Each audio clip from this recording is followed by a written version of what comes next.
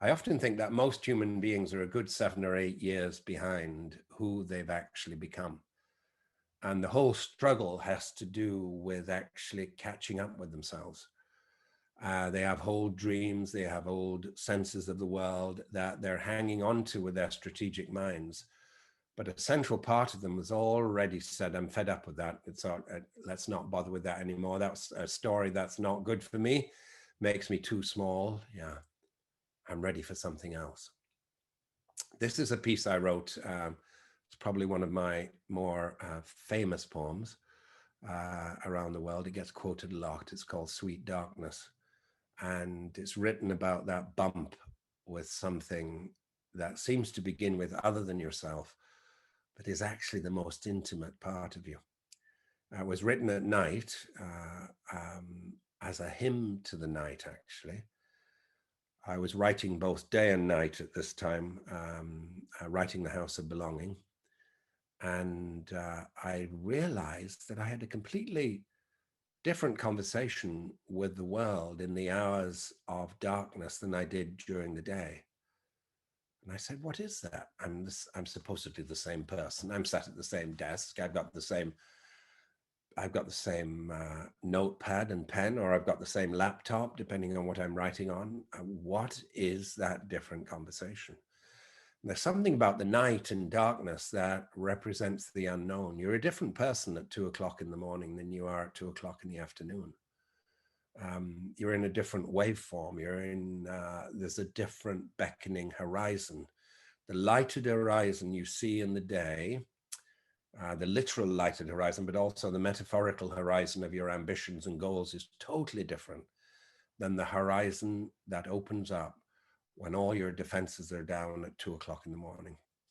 And it's an absolutely scientifically corroborated physical fact that our body is at its most vulnerable at 2 o'clock in the morning. That's when we wake up. And if we have no discipline in our mind, if we haven't that rested apprehension of beauty, that's when we become anxious. We don't know how to hold the conversation with the unknown. And therefore, we go to what is familiar. We worry. Yeah. And we become drowned in our worries. Yeah. But it's interesting to wake at 2 o'clock in the morning and follow your breath. Yeah. Or if you're lucky enough to see the moon out of the window, to follow the moon and your breath at the same time. This is a paean, a praise poem to the night in a way, Sweet Darkness. When your eyes are tired, the world is tired also. When your eyes are tired, the world is tired also. When your vision is gone, no part of the world can find you. It's time to go into the dark where the night has eyes to recognize its own. There you can be sure you are not beyond love. There you can be sure you are not beyond love. The dark will be your home tonight. The night will give you a horizon further than you can see. You must learn one thing. You must learn one thing. The world was made to be free in. The world was made to be free in.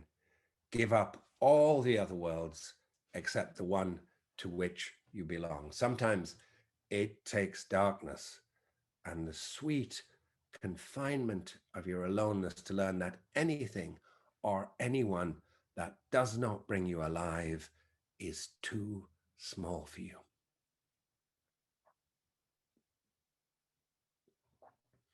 When your eyes are tired, the world is tired also. I had this lovely and disturbing moment in my early 20s in the Galapagos Islands. I was really just beginning to start to look at this whole philosophical phenomenology of conversation. And I was looking at these different depths of attention that human beings can inhabit. Because during a day, in an average day in Galapagos, you'd experience everything from self-pity about your difficulties living on this boat with these tripulantes, with this crew, with this peripatetic lifestyle, with these strangers to begin with who came on your boat from all over the world, who you got to know, but to begin with, it was always difficult. And you felt like you'd lost your friends from the last group, and now you had to make friends again.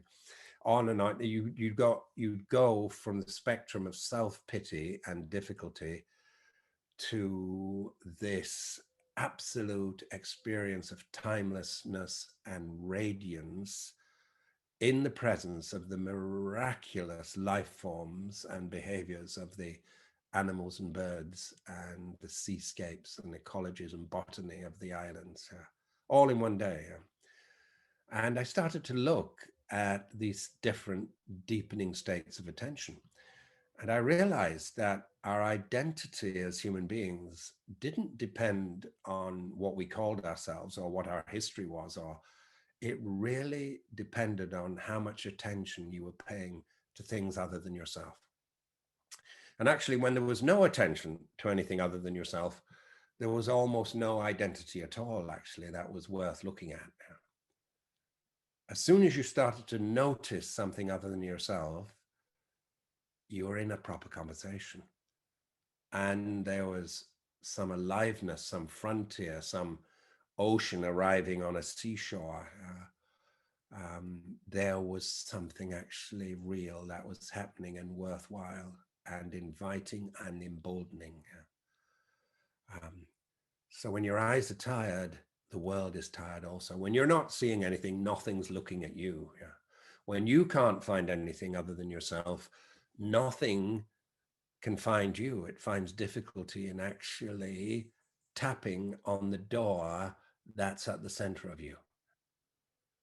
This is why a lot of the process is to do with undoing, undoing these defenses, undoing these shallow conversations, undoing, just stopping. Putting ourselves into conversation with what is astonishing in the world and allowing the astonishing part of ourselves to be found.